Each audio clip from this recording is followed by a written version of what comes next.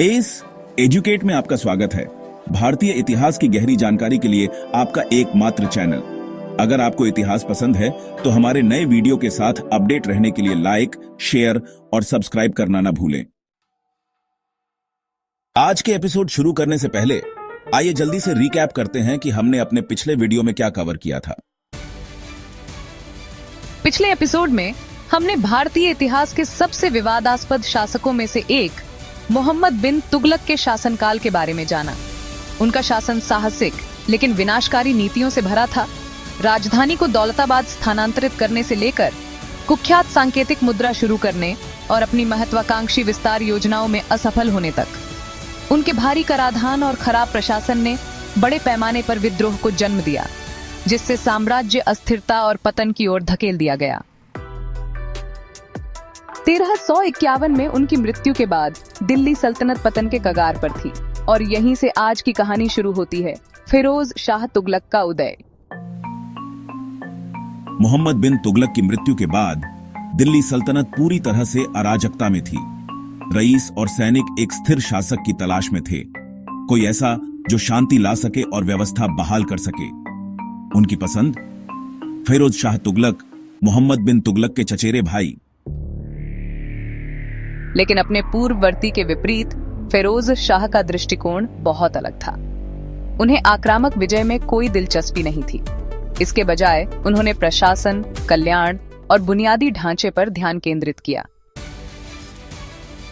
हालांकि फिरोज शाह अलाउद्दीन खिलजी जैसा महान योद्धा नहीं था, फिर भी उसे अपने शासनकाल के दौरान कुछ महत्वपूर्ण लड़ाइयों का सामना करना पड़ा। आइए उनमें से कुछ का पता लगाएं।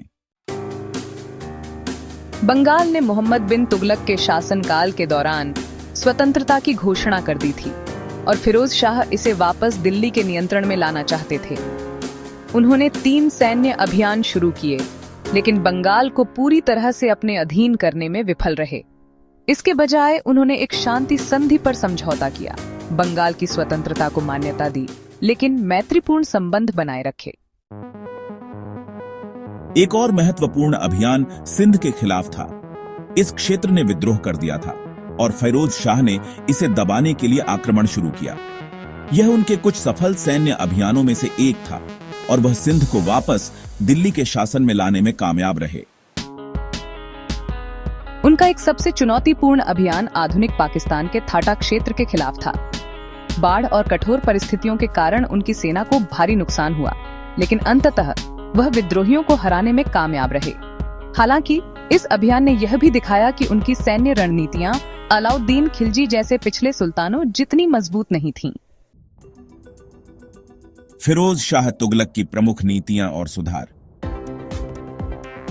फिरोज शाह की सबसे बड़ी उपलब्धियों में से एक उनका विशाल बुनियादी ढांचा विकास था। उन्होंने फिरोजाबाद, जौनपुर और हिसार जैसे नए शहरों का निर्माण किया। उन्होंने सिंचाई के लिए नहरों का भी निर्माण करवाया, जिससे कृषि और खाद्य उत्पादन में सुधार हुआ।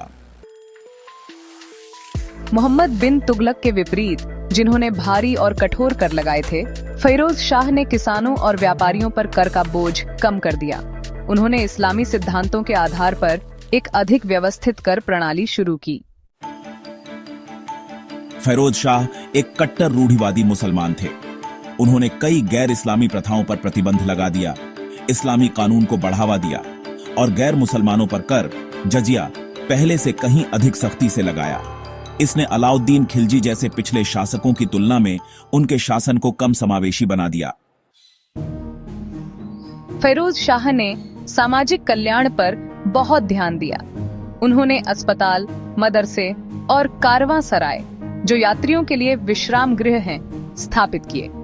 वह पुराने स्मारकों जैसे कुतुब मीनार का जीर्णोद्धार करने के लिए भी जाने जाते थे, जो भूकंप से क्षतिग्रस्त हो गया था। लेकिन अपनी उपलब्धियों के बावजूद फिरोज शाह के शासनकाल में कुछ बड़ी कमजोरियां थीं। उनकी सख्त धार्मिक नीतियों ने कई गैर मुसलमानों को अलग थलग कर दिया और उनकी सैन्य महत्वाकांक्षा की कमी ने साम्राज्य की रक्षा को कमजोर कर दिया। जैसे जैसे वह बूढ़े होते गए, उनका शासन कम प्रभावी होता गया और रईस उनके खिलाफ साजिश रचने लगे। 1388 में उनकी मृत्यु के बाद दिल्ली सल्तनत अराजकता में पड़ गई, जिससे कमजोर उत्तराधिकारियों का उदय हुआ और अंततः 1398 में तैमूर के आक्रमण का मार्ग प्रशस्त हुआ। हमारे अगले वीडियो में हम भारतीय इतिहास की सबसे विनाशकारी घटनाओं में से एक तैमूर के भारत पर आक्रमण को कवर करेंगे। कैसे एक ही आक्रमणकारी ने दिल्ली को बर्बाद कर दिया, तैमूर के हमले के बाद तुगलक वंश का क्या हुआ। जानने के लिए ACE एजुकेट के साथ बने रहें। अगर आपको यह वीडियो पसंद आया हो तो लाइक, शेयर और सब्सक्राइब करना ना भूलें। बेल आइकॉन दबाएं ताकि आप कोई भी अपडेट मिस न करें। अगले एपिसोड में मिलते हैं।